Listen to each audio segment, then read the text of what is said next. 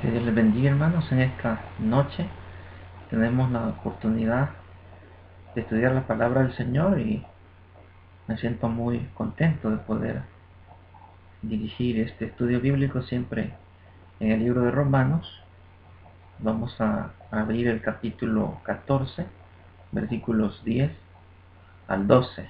Vamos a darle gracias a Dios por este viernes que nos concede, ¿verdad? Como siempre, las últimas semanas, pues en circunstancias diferentes a las habituales, pero no vamos a desperdiciar nuestro tiempo en otras cosas, sino que siempre vamos a dedicar un tiempo a la palabra de Dios.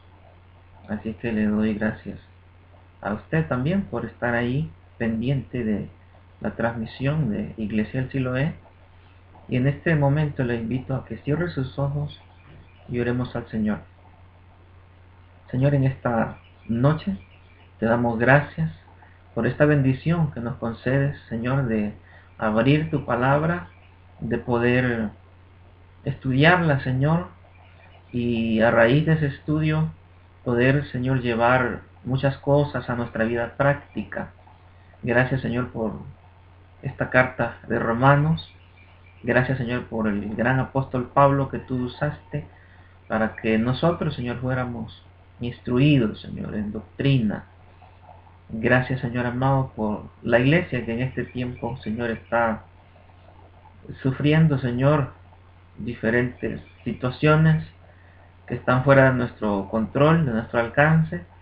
Pero, Señor, confiamos en tu providencia, confiamos, Señor, en tu soberanía.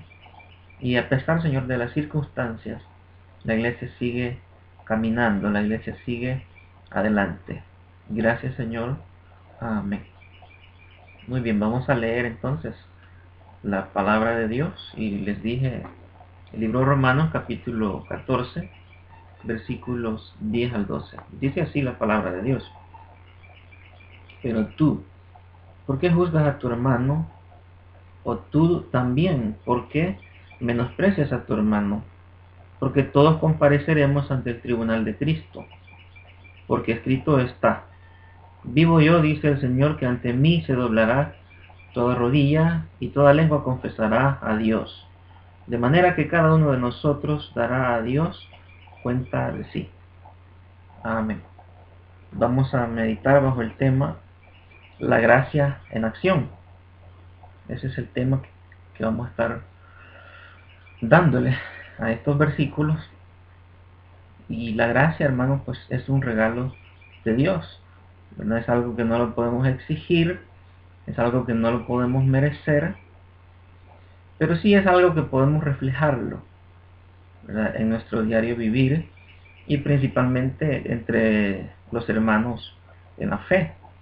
Hemos venido abordando el capítulo 14 y pues el apóstol Pablo ha abordado el tema de dos grupos de cristianos que hay dentro de la iglesia, ¿verdad?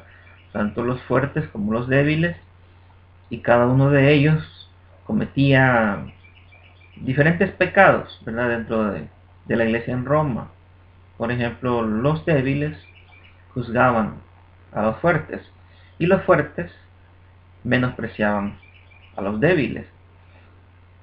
Ese, para recordarle un poco el contexto que hemos venido estudiando, el último estudio que tuve la oportunidad de dirigir lo titulamos El señorío de Cristo en nuestras vidas, ¿verdad? Y llegábamos hasta el versículo 9.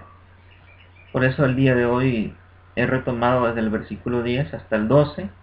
Con la ayuda del Señor vamos a ver esos versículos, ¿verdad? Y algo que a mí me llama la atención es cuando el apóstol Pablo dice en el mismo libro de Romanos que nada nos puede separar del amor de Cristo. En Romanos capítulo 8, allí dice que ni la muerte, ni la vida, ni lo alto, ni lo profundo, ni lo porvenir, ni ángeles, ni principados, ni ninguna otra cosa creada, dice, nos podrá separar del amor de Cristo.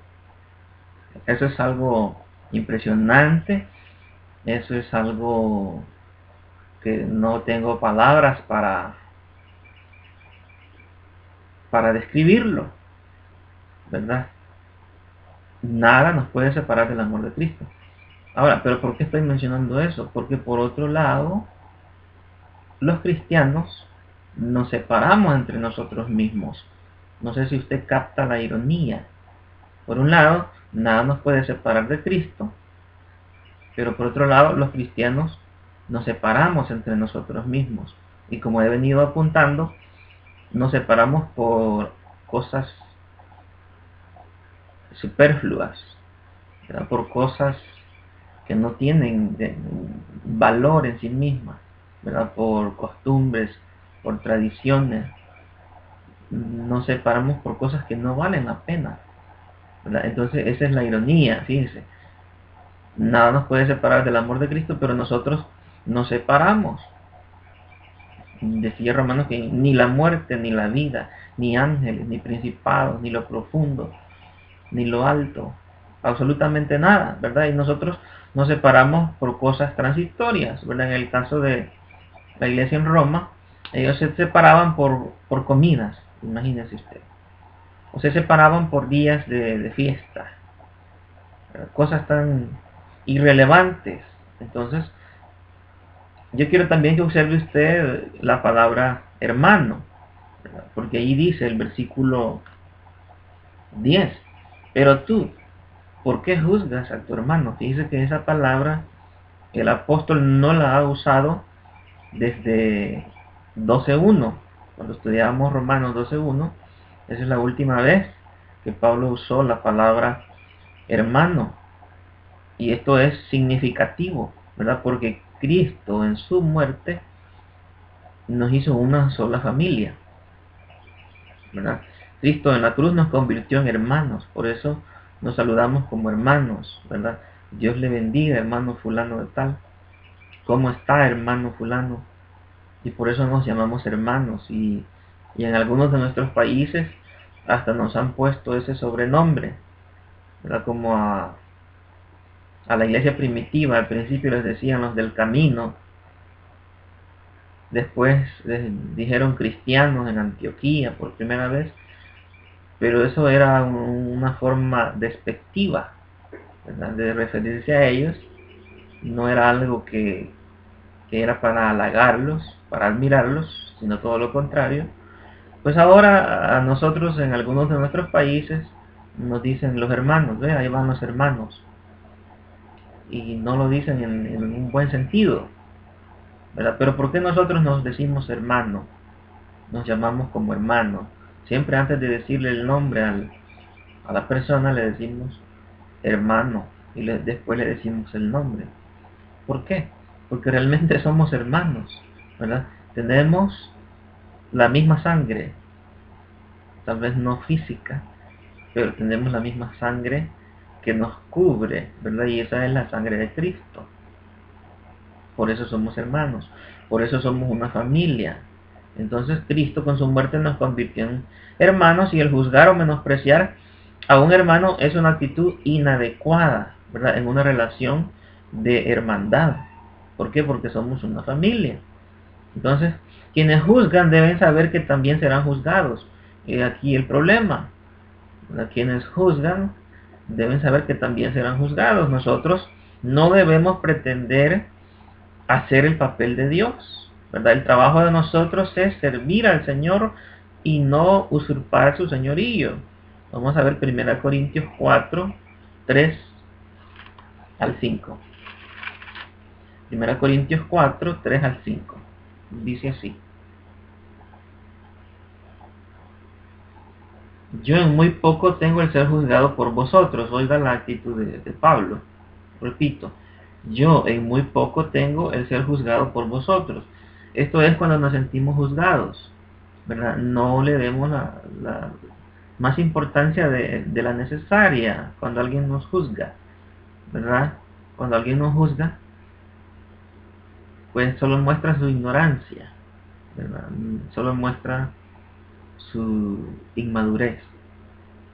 Entonces no debemos ahogarnos en un vaso de agua, ¿verdad? Es un dicho común que lo menciono hoy, porque a veces cuando hay creyentes, cuando son juzgados por inmadurez dentro de las iglesias, hacen un gran escándalo y se van, o toman diferentes reacciones exageradas. Pero oiga lo que dice Pablo: yo en muy poco tengo el ser juzgado por vosotros o por tribunal humano, y ni aun yo me juzgo a mí mismo. Ahora leo el versículo 4: porque aunque de nada tengo mala conciencia, no por eso soy justificado.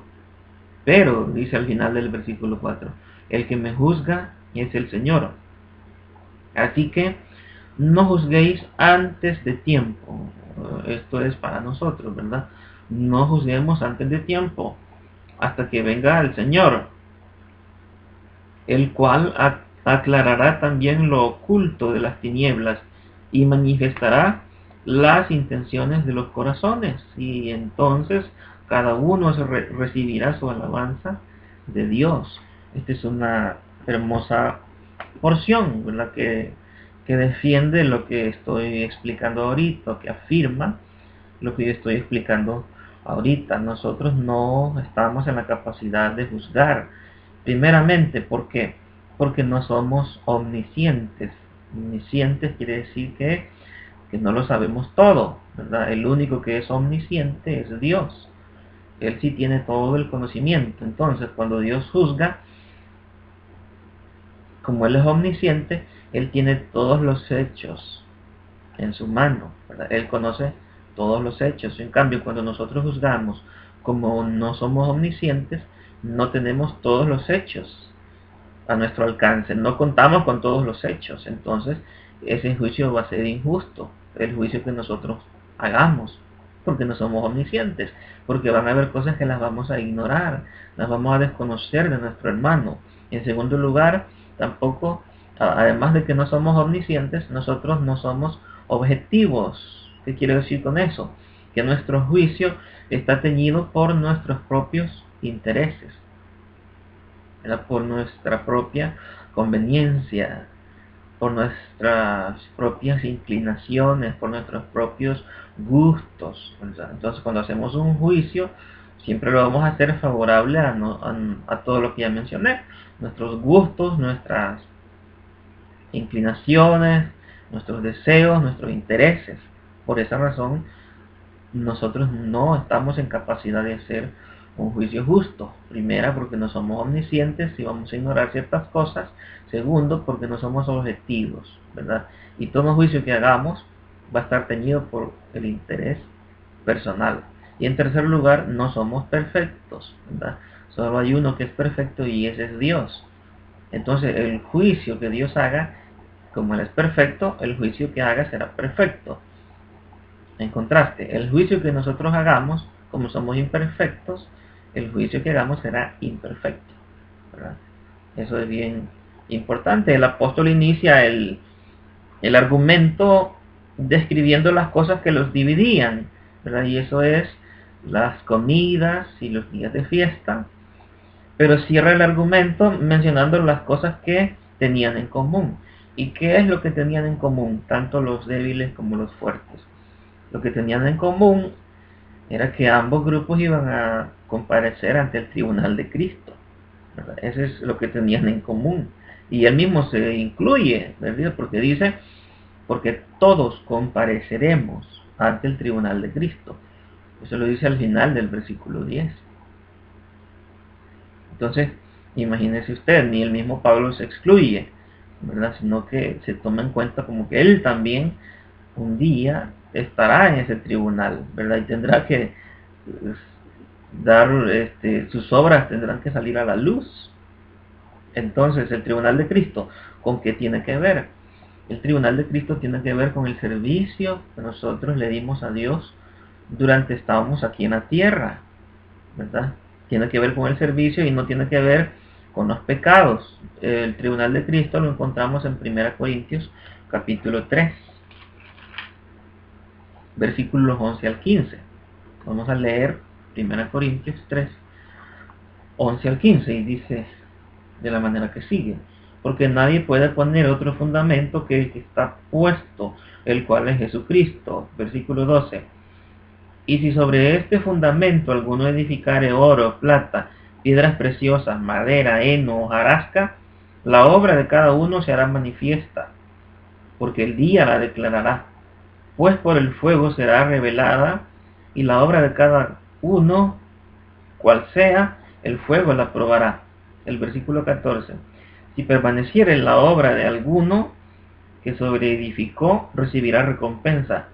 Si la obra de alguno se quemare, él sufrirá pérdida, si bien él mismo será salvo, aunque así como por fuego. Pues ahí nos está hablando, ¿verdad?, de ese día en que nuestras obras serán sacadas a la luz, ¿verdad? El día de que estemos ante ese tribunal y el Señor pues va a probar, ¿verdad?, nuestro servicio, nuestras obras. No, no es cuestión de vida y salvación, el tribunal de Cristo, ¿verdad?, sino que es una cuestión de servicio y recompensas. Si nosotros leemos el Nuevo Testamento, por todos lados nos va a mostrar de que hay recompensa para aquellos que sirven en la obra del Señor, para aquellos que trabajan en la obra del Señor. Y no me estoy refiriendo solo a aquellos que tienen un ministerio específico, como los que se mencionan en Efesios 4:11. No solo ellos sirven al Señor, sino todo cristiano deberíamos servir al Señor, ¿verdad? Hay diversas formas, me atrevería a decir que ilimitadas maneras de servirle al Señor. Entonces, eso es lo que está en juego en el tribunal de Cristo, ¿verdad? Nuestro servicio. Ahí va a salir a relucir, ¿verdad? Será entonces, como ya dije, para recibir recompensas.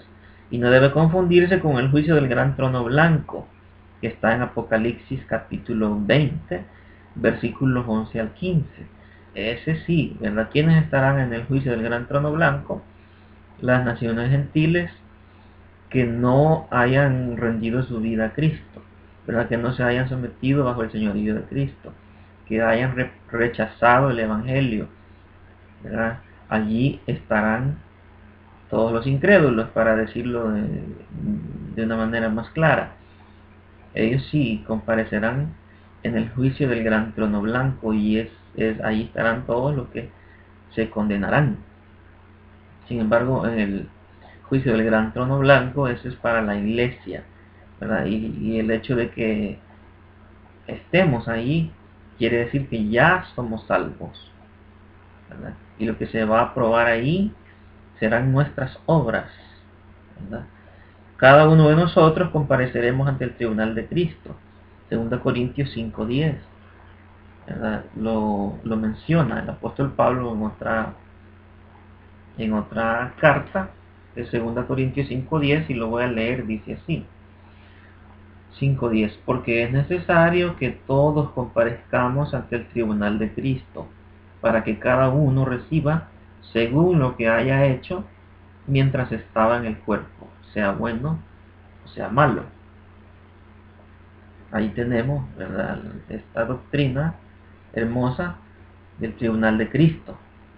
Este tribunal revelará nuestras vidas de servicio, ¿verdad? Si en algo insistimos, la mayoría de los que predicamos, es en que sirvamos a Dios, ¿verdad? Yo en mi caso siempre digo, son 4 pilares: la oración, el estudio diligente de la palabra de Dios, el congregarnos y el servicio. Son 4 cosas que nos van a dar crecimiento, nos van a dar madurez. Vamos a desarrollarnos como cristianos productivos, ¿verdad?, en la obra del Señor. Entonces, ¿por qué yo siempre meto ahí el servicio? Pues fíjese, ahorita imagínense lo que estamos viendo en el tribunal de Cristo. Lo que se va a sopesar es nuestro servicio, O sea, nada de lo que hayamos hecho durante estuvimos en vida quedará olvidado. Ninguna obra buena el Señor la lanzará al olvido. No, todo lo que hicimos para el Señor obtendremos nuestra recompensa, obtendremos un galardón. Apocalipsis, creo que es 22:10, dice: aquí yo vengo pronto y mi galardón conmigo para recompensar a cada uno según sea su obra.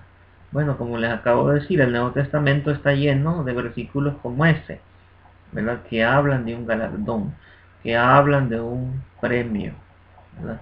Por nuestro esfuerzo, por nuestro servicio durante estábamos aquí en la tierra, ¿verdad? El servicio para Cristo, ¿verdad? El servicio que hicimos para el Señor, y va a ser revelado de manera exacta, como haya sido, ¿verdad? Se pasará revista no solo a la cantidad de nuestro servicio, sino también a la calidad de nuestro servicio, ¿verdad? Porque hay veces, lastimosamente, en las iglesias hay personas que sirven de mala gana, ¿verdad? Hay personas que sirven casi a la fuerza, hay personas que no lo hacen con devoción, con gozo, con entusiasmo, por amor al Señor, sino que muchas veces por compromiso.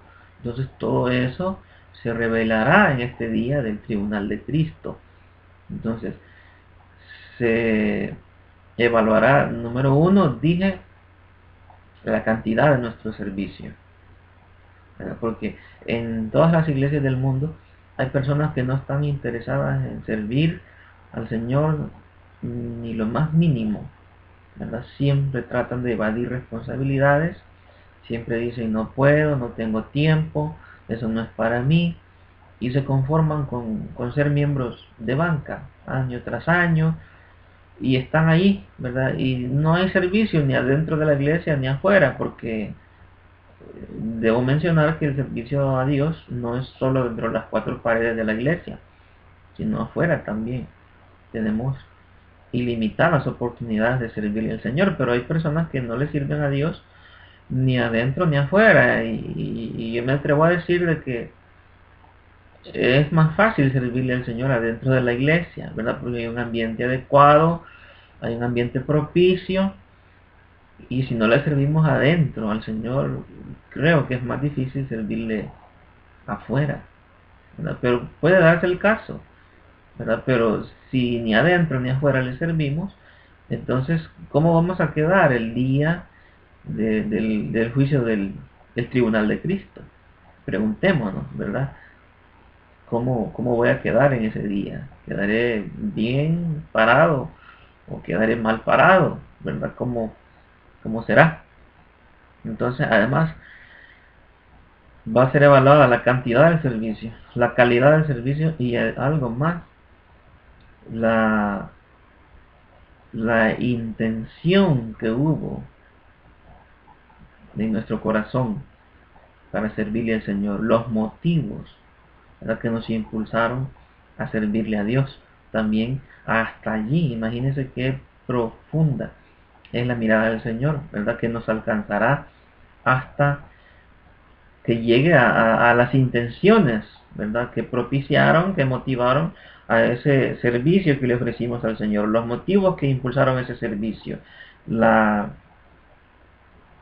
la obra del cristiano no se mide por la apariencia, sino por la realidad, ¿verdad? Dios no se contenta con las formas, sino con el fondo.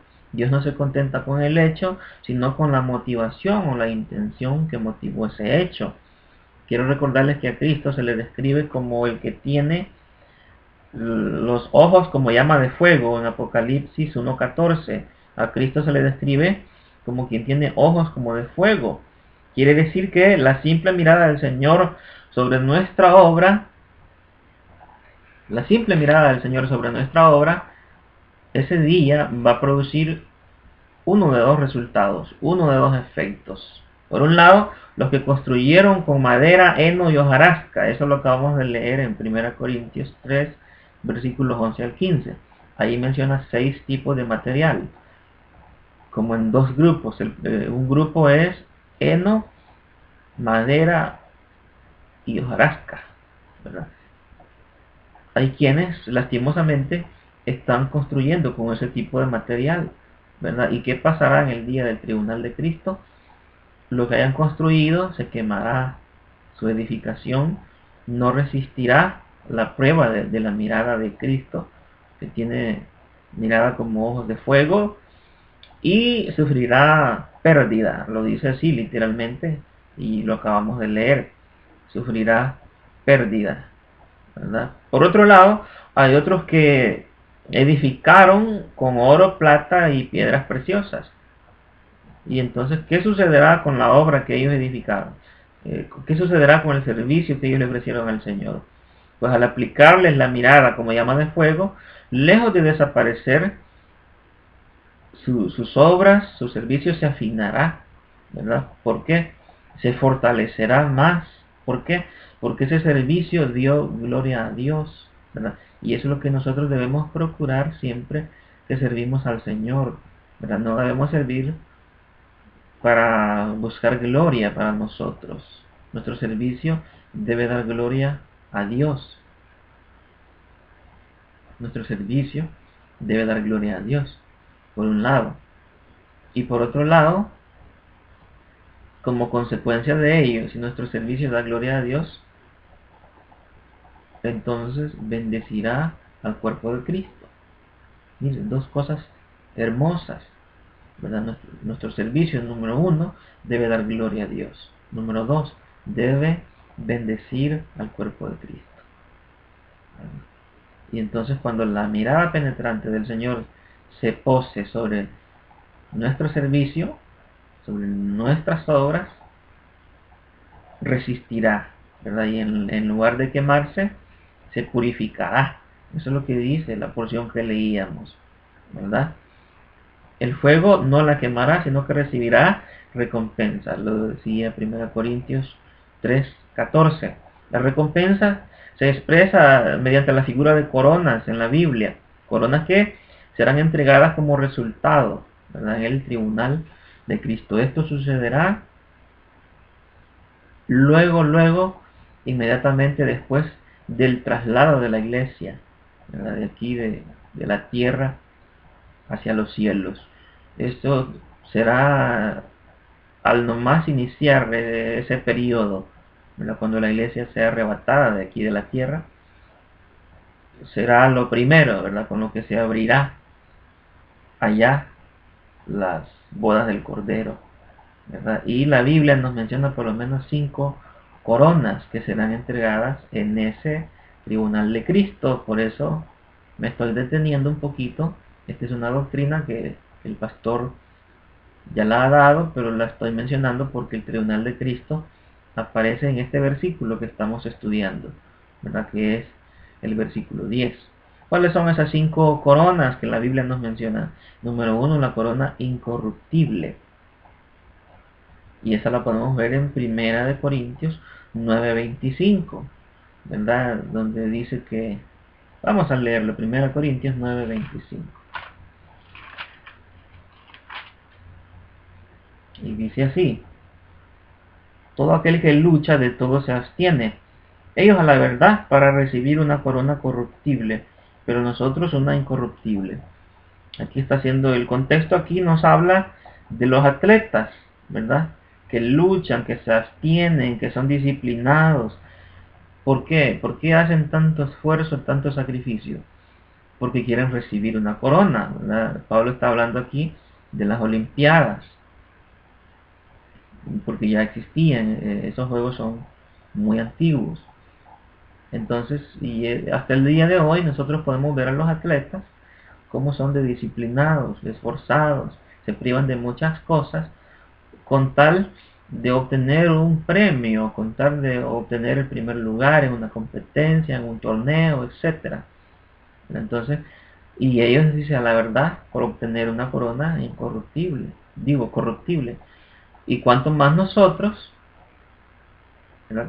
Que podemos recibir la corona de ellos, se la pueden robar, se puede deteriorar con los años, pueden pasar muchas cosas porque es una corona corruptible. Pero nuestra corona es incorruptible, ¿verdad? ¿Y por qué nos la dará? Por la misma razón que recibe un atleta la corona corruptible.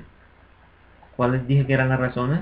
Ellos eran disciplinados, son disciplinados los atletas, se esfuerzan, se privan de muchas cosas, ¿verdad? Entonces, de igual manera nosotros, ¿verdad? Vamos a recibir una corona incorruptible, es decir, que no se puede deteriorar, que no se puede arruinar, que no le puede pasar nada, ¿verdad? Una corona eterna. ¿Por qué razón? Por nuestro esfuerzo aquí en la tierra. Ve que no nos debemos esforzar para ser salvos, porque la salvación es por gracia. Entonces, ¿por qué nos esforzamos? Ah, bueno, porque hay un premio, ¿verdad? Porque hay una corona cuando nosotros somos cristianos esforzados aquí en la tierra, cuando somos cristianos dedicados al servicio del Señor. Esa es la primera corona, ¿verdad? Y es como resultado de vencer, ¿verdad? De llegar a la meta. Número 2, la Biblia nos habla de la corona de gozo, y esa la encontramos en 1 Tesalonicenses 2:19. Para esta porción voy a leer otra versión que nos menciona más, de una manera más clara, ¿verdad? Lo que estoy mencionando, que es la corona de gozo. 1 Tesalonicenses 2:19 dice así esta versión: después de todo, ¿qué es lo que nos da esperanza y alegría? ¿Y cuál será nuestra orgullosa recompensa y corona al estar delante del Señor Jesús cuando Él regrese? Y él, al final del versículo, responde: son ustedes. Sí, ustedes son nuestro orgullo y nuestra alegría. Aquí nos habla de otra corona, ¿verdad? Y es la segunda, y es la corona de gozo. ¿Con qué está relacionada esta corona?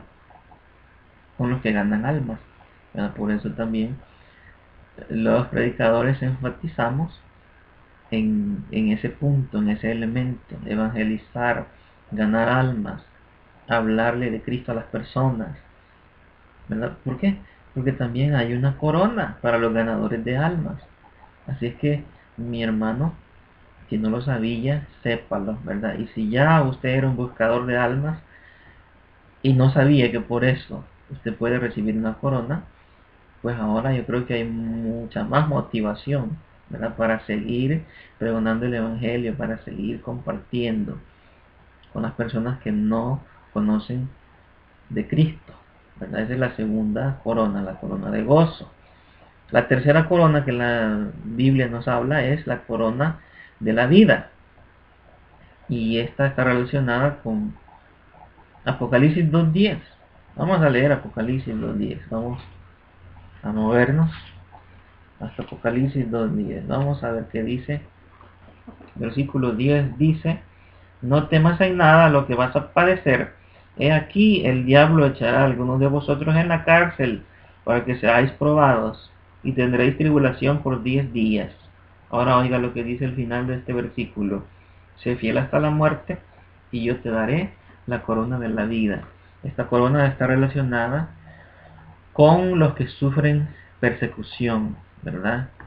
El contexto en el que esta carta a esta iglesia fue escrita fue un contexto de persecución, ¿verdad? Donde andaban matando a los cristianos.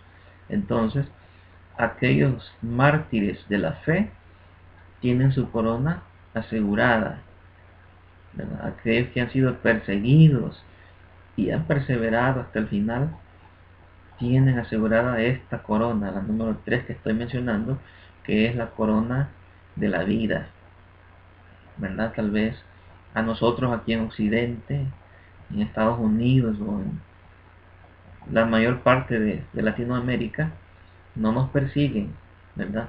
No nos matan, salvo algunas pocas excepciones, ¿verdad? Pero si usted me está viendo y usted, bueno, de hecho, Jesús en las bienaventuranzas también dice: bienaventurados sois cuando por mi causa os persigan y os vituperen y digan toda cosa de males contra ustedes mintiendo.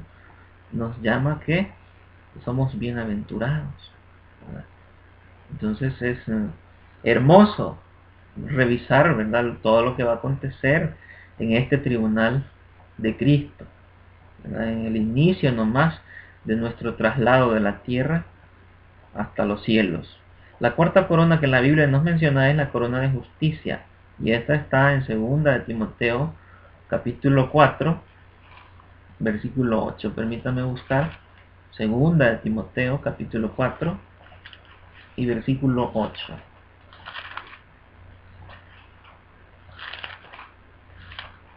Dice así: por lo demás me está guardada la corona de justicia, la cual me dará el Señor, juez justo, en aquel día, y no solo a mí, sino también a los que aman su venida. El apóstol Pablo estaba llegando al final de su vida. De hecho, 2 Timoteo es la última carta que él escribió, y él está echando una mirada atrás, ¿verdad?, a lo que fue su vida, y él con mucha satisfacción dice: he peleado la buena batalla, he guardado la fe. Lo dice un versículo antes, el 7: he peleado la buena batalla, he guardado la carrera, he acabado la carrera, he guardado la fe. Y ahora el 8 dice: por lo demás me está guardada la corona de justicia. Qué hermoso, hermanos, poder llegar al final de nuestras vidas y tener esta certeza, ¿verdad?, de que tenemos una de estas 5 coronas, ¿verdad? Y si pudiésemos adquirir 2, 3 coronas, qué hermoso sería, ¿verdad? No para vanidad propia, porque ya vamos a ver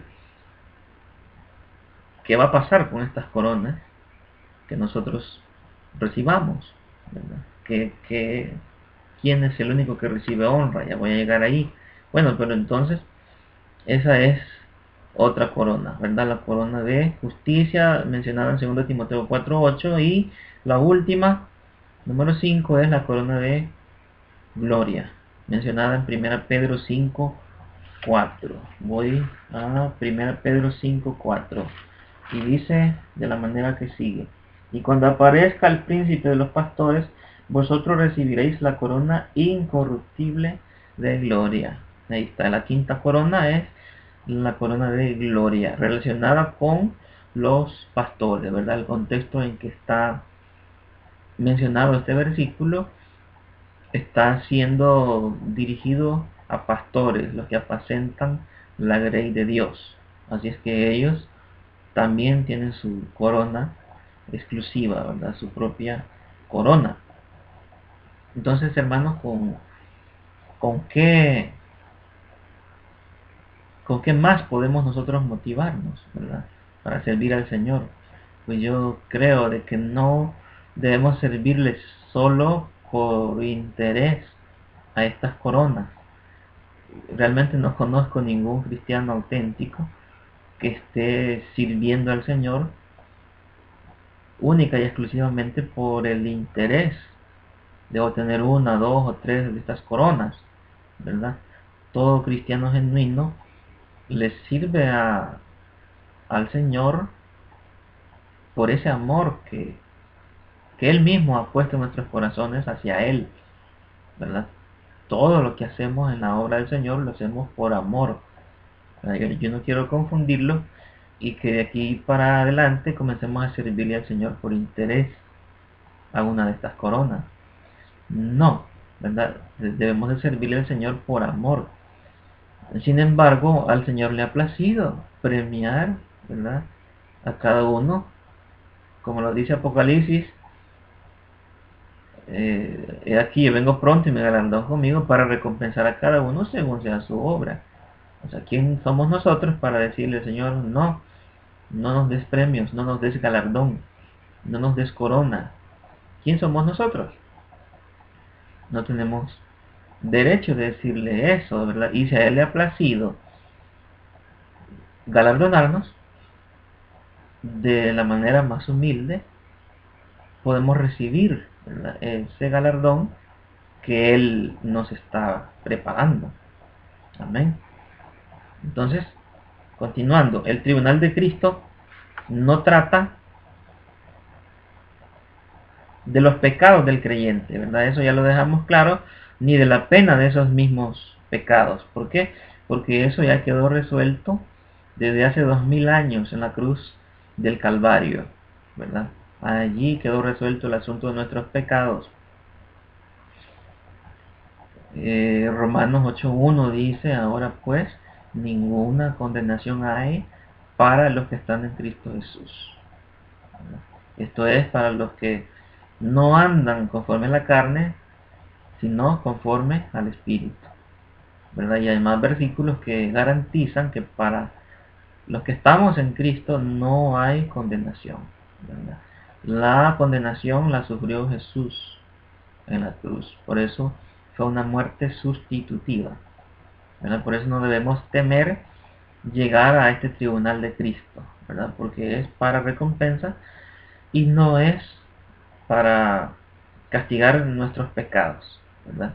Y alguien podrá decir: pero después que yo me entregué a Cristo, yo le he fallado al Señor.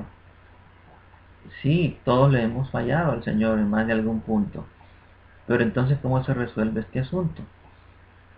Pues yendo a su presencia, ¿verdad? Y poniéndonos a cuenta con Él, ¿verdad? El apóstol Juan, en una de sus 3 cartas, él dice, ¿verdad?, que si decimos que no tenemos pecado, pues nos engañamos a nosotros mismos y la luz no está en nosotros, ¿verdad? Y dice: pero estas cosas os escribo para que no pequéis. Pero si pecáis, dice, abogado tenemos para con Dios, a Jesucristo el justo, ¿verdad? Entonces, eso, así se resuelve, ¿verdad?, el asunto de nuestros pecados, y no se van a resolver en el tribunal de Cristo. Quiero que quede bien claro eso. Entonces, la salvación del creyente no está en entredicho aquí en el tribunal de Cristo. De lo que se trata en el tribunal de Cristo es de nuestro servicio, ¿verdad? Nuestro servicio. Por eso, si usted no está sirviendo al Señor, nunca es tarde, ¿verdad?, para servirle. Ahora, en cuanto regresemos de esta cuarentena, si el Señor nos permite regresar, comience a servirle al Señor, ¿verdad? Ya no continúe ahí de espectador, porque qué trágico será llegar en aquel día al tribunal de Cristo y que no haya ninguna corona para nosotros. Le voy a explicar por qué, porque eso va a ser trágico. Y vamos a ir a Apocalipsis 4:10. La Biblia dice que los 24 ancianos, 4:10, dice: los 24 ancianos se postrarán delante del que está sentado en el trono y adoran al que vive por los siglos de los siglos. Y oigan lo que van a hacer: y echan sus coronas delante del trono del Señor, diciendo: Señor, digno eres de recibir la gloria y la honra y el poder, porque tú creaste todas las cosas y por tu voluntad existen y fueron creadas.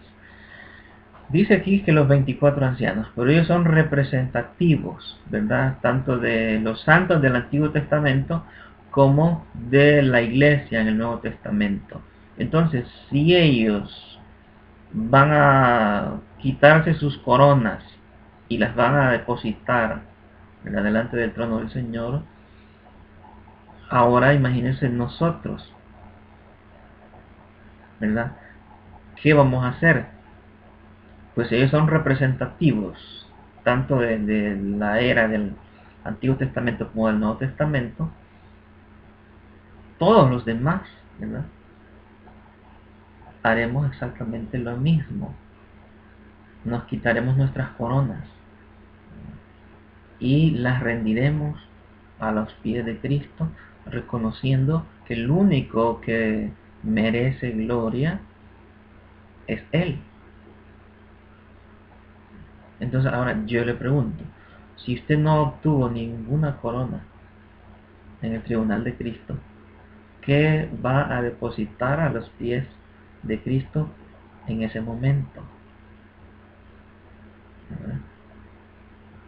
Porque allí, cuando estemos en su presencia, no va a haber gloria para nosotros, de ningún tipo de gloria, ¿verdad? Toda gloria, toda alabanza se la llevará Él, ¿verdad? Entonces rendiremos nuestras coronas a sus pies. ¿verdad? Nos postraremos nosotros mismos a sus pies, reconociendo que toda la obra de la salvación, el mérito es de Él, de principio a fin, ¿verdad? Él es el autor y consumador de nuestra fe. Por eso le exhorto, ¿verdad? Que sirva al Señor con diligencia. Aquí en estos versículos de 1 Corintios 3, 11 al 15, es donde la iglesia de Roma no distingue, ¿verdad?, entre lo que es salvación y lo que son recompensas. Aquí esa iglesia se confunde, ¿verdad? No distingue entre salvación y recompensas, y ha empleado esta porción para sustentar o apoyar la doctrina del purgatorio, ¿verdad? Torciendo este pasaje porque no está hablando de eso, ¿verdad? El pasaje aquí nos muestra que la persona es salva a pesar de sus obras, ¿verdad? A pesar de que sus obras se consuman por el fuego y no pasan la prueba del fuego, pero la persona es salva, ¿verdad? Aquí no está hablando de purgatorio. Muy bien, hasta aquí he hablado del versículo 10 y veo que llevo más de 45 minutos. Vamos a seguir rápidamente con el versículo 11. Versículo 11 vamos a leer a releerlo, ¿verdad? Que lo leímos al principio, pero lo vamos a volver a leer para refrescarlo. Romanos 14:11. El 10 ya lo expliqué. El 11 dice, porque escrito está. ¿A dónde está escrito? En Isaías 45:23. Ya lo vamos a leer. Dice, porque escrito está, vivo yo, dice el Señor, que ante mí se doblará toda rodilla y toda lengua confesará a Dios. Les dije que eso está en Isaías 45:23 y lo vamos a leer también. Isaías 45:23 dice así: por mí mismo hice juramento, de mi boca salió palabra en justicia y no será revocada, que a mí se doblará toda rodilla y jurará toda lengua. Entonces la Biblia está conectada, ¿verdad? Y para poder interpretarla debemos ver su contexto general. Y entonces Pablo dice en Romanos 14:11, escrito está. Cuando nosotros estudiamos la Biblia y encontramos una frase como esa, debemos interesarnos dónde está escrito, ¿verdad? Y está escrito en Isaías 45:23. Pero cuando vemos el contexto en el que está escrito, ¿verdad?, este versículo está rodeado de afirmaciones sobre la soberanía de Dios. Por ejemplo, el versículo 22 dice, yo soy Dios y no hay más. Como quien dice, yo soy Dios y punto, ¿verdad? Yo soy Dios y se acabó. Yo soy Dios y no hay más. Otro versículo, el 24, dice, solo en Él está la justicia y el poder. Son afirmaciones de su soberanía, y además jura por Él mismo porque no hay nadie más grande por quien Él pueda jurar. Entonces, Pablo interpretó este pasaje en un sentido cristológico en Filipenses 2:10, ¿verdad? Cuando dice que toda rodilla se doblará. Vamos a ver si no me cuesta encontrarlo, lo vamos a buscar. Les dije Filipenses 2:10. Vamos a ver, aquí está. Dice, para que en el nombre de Jesús se doble toda rodilla de los que están en los cielos y en la tierra y debajo de la tierra. Y el versículo 11 dice, y toda lengua confiese que Jesucristo es el Señor, para gloria de Dios Padre. Si ustedes observan en el Antiguo Testamento, en Isaías 45:23, toda rodilla se iba a doblar ante quién, ante Dios, ¿verdad? Es el que está implícito en Isaías 45:23. Y toda lengua iba a confesar a quién, a Dios Padre. Pero cuando llegamos al Nuevo Testamento, Pablo le da un sentido cristológico, ¿verdad? Porque ninguno de nosotros podemos negar que aquí, en Filipenses 2:10, se está refiriendo a Cristo, se está refiriendo a un reconocimiento universal de la deidad de Jesucristo y por lo tanto de su señorío. Quienes se inclinaron en burla ante Jesús lo volverán a hacer, ¿verdad?, ante el mismo Jesús, pero ahora glorificado. ¿verdad? Reconociéndole como Dios. Imagínense que no dice, en ambos pasajes no solo dice que toda rodilla se doblará, porque eso sería entonces solo un acto de sumisión. Pero no se queda allí que toda rodilla se doblará, sino después dice que toda lengua confesará. Entonces el asunto va más allá, ¿verdad? No se trata entonces solo de un acto de sumisión, sino de un acto de reconocimiento y proclamación que Él es Dios, ¿verdad? Aunque ahora muchas religiones falsas dicen que Jesucristo no es Dios, en ese día toda la creación proclamarán que Jesucristo es Dios, ¿verdad? Aunque hoy no lo aceptan. Pero no se trata aquí de una segunda oportunidad, ¿verdad? Solo porque en ese día todos doblen su rodilla y confiesen con su lengua que Jesucristo es el Señor, eso no quiere decir que quedan exonerados, ¿verdad? De su castigo o de su condición de condenados. No, para nada quiere decir eso, ¿verdad? Ese versículo no nos está hablando de un universalismo salvífico, sino que la confesión universal sobre Jesucristo no alterará la condición de quienes en ese día confiesen, ¿verdad? Porque incluso el versículo dice que los que están arriba en los cielos, los que están abajo en la tierra y los que están debajo de la tierra, que todos, dice, confesarán, ¿verdad? Entonces, ahora yo quiero llegar ya a la conclusión, ¿verdad? Ya quedó clarísimo que no vamos a ser llamados a rendir cuentas por las fallas de otros. Versículo 12 es el único que no he explicado de la porción inicial que leí en Romanos 14. Ya expliqué el 10, brevemente el 11 y ahora vamos al 12 para quedarnos ahí. Dice el versículo 12, de manera que cada uno de nosotros dará a Dios cuenta de sí. Yo creo que ese versículo no necesita tanta explicación. Dice de manera que cada uno de nosotros dará a Dios cuenta de sí. ¿Qué quiere decir eso? Que no vamos a ser llamados a rendir cuentas por nuestro hermano, por nuestro vecino, por nuestro prójimo, por nuestro familiar. No, ¿verdad? Cada uno de nosotros vamos a dar cuenta de nosotros mismos. Vamos a dar cuenta de nuestras fallas, quizás, y no de las fallas de otro, ¿verdad? Cristo es el dueño absoluto de todos los cristianos. Y ahora vamos a concluir ya, ¿verdad? Este estudio bíblico. Y en primer lugar vamos a mencionar lo siguiente.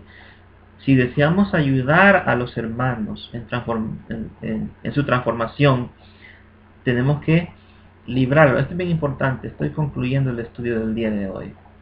Y présteme atención especial. Voy a repetir la idea. Si deseamos ayudar a los hermanos en su transformación, tenemos que librarlos de las exigencias nuestras o de las de otros. Porque hay veces, principalmente el cristiano viejo, le impone cosas al cristiano nuevo, al recién convertido, y le da una gran lista de cosas que no debe hacer, ¿verdad? No haga esto, ni esto, ni esto, y ahogamos muchas veces a aquellos nuevos en la fe con una lista de cosas que no deben hacer, ¿verdad? Y eso no es correcto, ¿verdad? Eso no ayuda, eso al contrario perjudica, ¿verdad? Porque estamos llenándolo de exigencias nuestras. En lugar de eso, yo les propongo algo. Ayudemos al nuevo a descubrir por sí mismo cuáles son las cosas que el Señor quiere cambiar en él. Eso sí es hermoso. Ese sí es nuestro trabajo, ¿verdad? Ayudarle a descubrir por sí mismo qué es lo que el Señor quiere cambiar, ¿verdad? Y no nosotros de nuestra propia iniciativa o opinión querer cambiar ciertas cosas en el nuevo. Siguiente, practiquemos la aceptación mutua, ¿verdad? No, eso es darle la oportunidad a los demás de ser diferentes de nosotros sin juzgarlos. Practicar la aceptación mutua. Eso es darle la oportunidad a los demás de ser diferentes a nosotros sin juzgarlos. Tenemos diferentes gustos, ¿verdad? Tenemos diferentes intereses. tenemos diferentes caracteres, diferentes temperamentos, diferente personalidad, diferente trasfondo, ¿verdad? No queramos que los demás sean un molde de nosotros. Debemos, debemos de darle la oportunidad a los demás de ser diferentes sin juzgarlos. ¿Qué más? Permitamos a los demás que sean lo que Dios quiere que sean y no lo que nosotros queremos que sean. Por ahí está enfocado, ¿verdad?, el estudio bíblico de hoy, estos versículos que hemos abordado. ¿Verdad? Permitirle a los demás que sean lo que Dios quiere que sean y no lo que nosotros queremos que ellos sean. Cuando Dios confronta el pecado, ofrece un medio de redención. Por ejemplo, cuando Dios confrontó a Adán y a Eva, ¿los dejó ahí en condenación o les presentó un plan de salvación? ¿Verdad? Y usted sabe que incluso les cambió las vestiduras que ellos habían hecho de hojas de hilo, ¿verdad? Y los cubrió con pieles. El Señor los estaba confrontando por su pecado, pero hizo algo para ayudarlos. Y eso es bien poco lo que estoy mencionando, cambiarles sus vestiduras, ¿verdad? Porque lo más significativo que hizo es la promesa que les dio en Génesis 3:15, ¿verdad? Y es donde aparece la primera promesa de redención, ¿verdad? Entonces, desde el principio, desde el inicio mismo, Dios ha confrontado el pecado, pero ofrece un plan de salvación, ofrece un plan de redención.